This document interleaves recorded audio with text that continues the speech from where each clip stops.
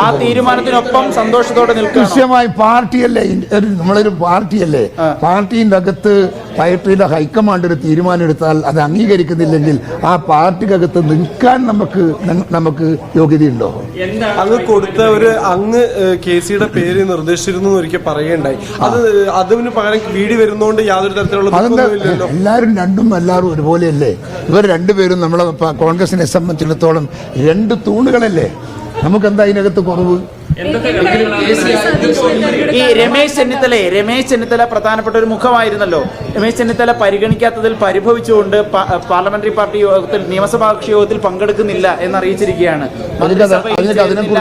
എനിക്കതിനെ കുറിച്ച് അറിവില്ല.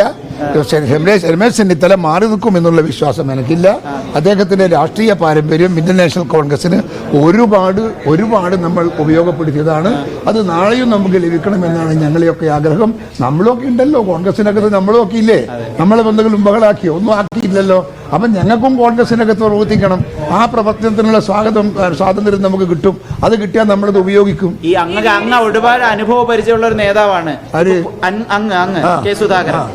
ആ സപ്പോർട്ടും പിന്തുണയും എല്ലാം പുതിയ മുഖ്യമന്ത്രിക്ക് പൂർണ്ണമായും 100% പാർട്ടിയുടെ ഏത് തീരുമാനത്തിന്റെയും പിറകിൽ ശക്തനായ ഒരു വക്താവായി ഞാനുണ്ടാകും.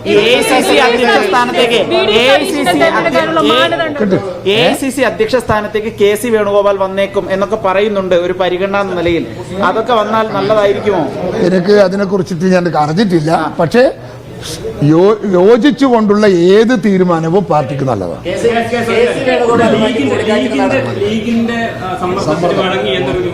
അത് ശരിയായ നടപടിയാണോ? അതിലൊന്നും പറഞ്ഞത് ശരിയില്ല. ലീഗിന് സ്വാതന്ത്ര്യമില്ലേ പറയാൻ?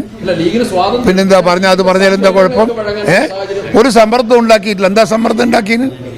അവരവരെ അഭിപ്രായം പറഞ്ഞു. ആ അഭിപ്രായം നമ്മൾ ഇംപ്ലിമെന്റ് ചെയ്തു. ശരിയാണ്. അത് ഘടകകക്ഷിന്റെ തീരുമാനമല്ലേ? കുഴപ്പമൊന്നുമില്ല. ശരി. KCയെ കാണും.